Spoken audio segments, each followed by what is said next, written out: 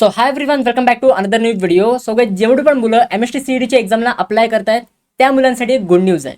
तुम्हाला आठवत असेल की रिसेंटली तुमची ॲप्लिकेशन फॉर्म फिलिंग कंप्लीट झाली होती. आता ॲप्लिकेशन फॉर्म फिलअप करताना भरपूर मुलांनी त्यांच्या फॉर्ममध्ये मिस्टेक्स केले होते. त्यांच्या ग्रुपमध्ये मिस्टेक केले होते. काही मुलांना दोन्हीही अटेम्प्ट द्यायचे होते, बट त्यांनी सिंगल अटेम्प्ट सिलेक्ट केलाय. तर त्या मुलांना टेन्शन आलं होतं की आता आपल्याला पुढे काय, म्हणजे आपण पुढे हा फॉर्म एडिट करू शकतो का. तर आता सीईडी त्यांनी तुम्हाला एक गुड न्यूज दिलेली आहे. येस, तुमच्यासाठी एक करेक्शन विंडो ओपन केली आहे. जर तुम्ही सीईडी सेलची ऑफिशियल वेबसाईट बघितली, खाली जर आपण नोटीस सेक्शनमध्ये गेलो तर ह्याने तुम्ही चेक करू शकता MST CET PCM and PCB important notice editing facility for MST CET PCM and PCB group. म्हणजे जर तुमच्या ॲप्लिकेशन फॉर्ममध्ये काही पण मिस्टेक झाली असेल तर तुम्ही आता ती करेक्ट करू शकता, ते एडिट करू शकता. आता कोणते कोणते डिटेल्स करेक्ट करू शकता तर हे तुम्हाला ह्या नोटीसमध्ये दिलं आहे. जर तुम्ही ह्या PDF ऑप्शनवर क्लिक केलं तर ही तुमच्यासमोर एक PDF ओपन होईल. बघा, ह्या इथे 2 तारखेची ही नोटीसची डेट आहे, बट रिसेंटली पब्लिक हॉलिडेजमुळे ही नोटीस आज रिलीज झाली आहे. 4 तारखेला ही नोटीस रिलीज झाली आहे. जर आपण ह्या चेक केलं, इम्पॉर्टंट नोटीस तुमची एडिटिंग फॅसिलिटीच्या रिगार्डिंग आहे. ह्या ते सगळं दिलेलं आहे की तुम्ही भरपूर मुलांनी ॲप्लिकेशन फॉर्म फिलअप करताना त्यांच्या फॉर्ममध्ये मिस्टेक केले होते, त्यांनी म्हणजे तिकीट वगैरे रेस केले होते. तर स्टुडंटसाठी आम्ही ही करेक्शन विंडो ओपन केली आहे. आता ह्याच्यामध्ये तुम्ही काय काय करेक्ट करू शकता तर लक्षात घ्या की ह्या करेक्शन विंडोमध्ये सगळ्यात पहिले कॅन्डिडेट नेम तुम्ही करेक्ट करू शकता. जर तुमच्या कॅन्डिडेट नेममध्ये काही मिस्टेक झाली असेल तर हे तुम्ही करेक्ट करू शकता. सेकंड आहे डेट ऑफ बर्थ. तुमच्या डेट ऑफ बर्थमध्ये काही मिस्टेक झाली असेल तर ती तुम्ही करेक्ट करू शकता. थर्ड आहे तुमचा फोटोग्राफ. जर तुम्ही फोटोग्राफ अपलोड करताना मिस्टेक केली असेल, चुकून वेगळाच फोटोग्राफ अपलोड केला असेल किंवा तुमचा फोटो नीट अपलोड झालेला नसेल तर तुम्ही फोटो हा तुम्ही एडिट करू शकता. सिग्नेचर एडिट करू शकता. त्याच्यानंतर जेंडर एडिट करू शकता. जर तुम्ही जेंडर सिलेक्ट करताना मिस्टेक केली असेल तर तेही तुम्ही एडिट करू शकता. आणि त्याच्यानंतर मोस्ट इम्पॉर्टंट आहे तुमचा ग्रुप. आता भरपूर मुलांनी ग्रुप सिलेक्ट करताना मिस्टेक केली आहे. म्हणजे काही मुलांना PCM ग्रुपची एक्झाम द्यायची होती, बट चुकून त्यांनी PCB ग्रुप सिलेक्ट केला आहे. काही मुलांना PCB ग्रुपची एक्झाम द्यायची होती, चुकून त्यांनी PCM ग्रुप सिलेक्ट केला आहे.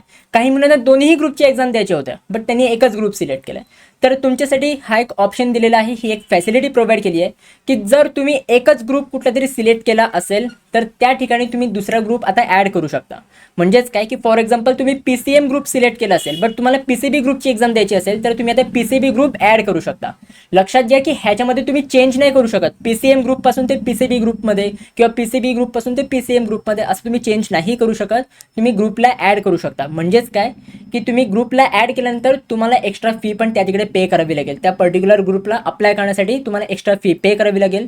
त्याच्यानंतर ॲड सेकंड अटेम्प्ट. आता बघा, ह्याच्यामध्ये पण मेजॉरिटी ऑफ मुलांनी मिस्टेक केली होती की त्यांना दोन्हीही अटेम्प्टची एक्झाम्स द्यायचे होते, बट त्यांनी सिंगल अटेम्प्ट सिलेक्ट केलं होतं.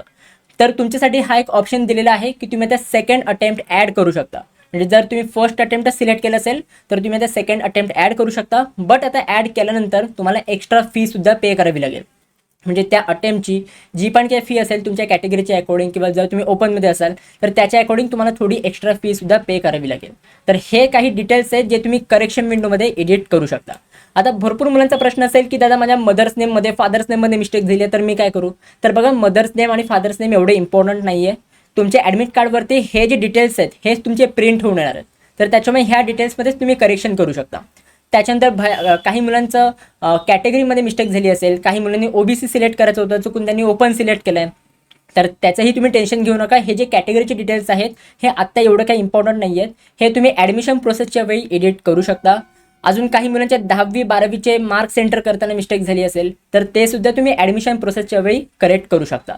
हे काही एवढे इम्पॉर्टंट नाही आहे, बट जे पण डिटेल्स आहेत ते तुम्हाला करेक्ट करायला दिले आहेत हे तुमचे मोस्ट इम्पॉर्टंट आहेत. तर हेच तुम्ही करेक्ट करू शकता. आता ही करेक्शन विंडो कधी ओपन होणार आणि कधीपर्यंत ओपन असणार आहे तर लक्षात घ्या की edit window will be available from 5 March 5 मार्चपासून, म्हणजे उद्यापासून ते 7 मार्चपर्यंत तुम्हाला 3 दिवस दिले आहेत.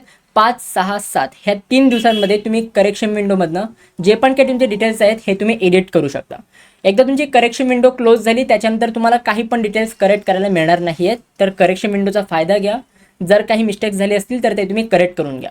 आणि जसं मी तुम्हाला सांगितलं होतं आधीसुद्धा मी तुम्हाला सांगत आलो होतो की तुमची करेक्शन विंडो ओपन होईल. तर फायनली ही तुमची करेक्शन विंडोची रिगार्डिंग नोटीस आलेली आहे. आय होप तुमचा माइंड थोडा तर रिलॅक्स झालेला असेल. अँड जर तुम्हाला ही व्हिडिओ आवडली असेल, जे पण मी तुम्हाला इन्फॉर्मेशन देतो हे आवडलं असेल तर नक्की तुम्ही ही व्हिडिओ लाईक करा आणि ही व्हिडिओ अजून मित्रांसोबत सुद्धा शेअर करा. त्याच्याने तुमच्या मित्रांना पण कळेल की आपलं एक असं चॅनल आहे ज्याच्यामध्ये तुम्हाला जेन्युइन इन्फॉर्मेशन मिळते. आता उद्या ही तुम्ही करेक्शन तुमच्या लॉग इनमधनं करू शकता.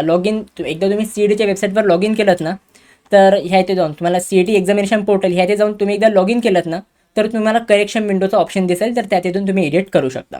सो गाइज आय होप हे सगळं समजलेलं असेल. That's it. व्हिडिओ कशी वाटली तुम्हाला, ही व्हिडिओ आवडली असेल तर नक्की तुम्ही लाईक करा, शेअर करा, सबस्क्राईब करा.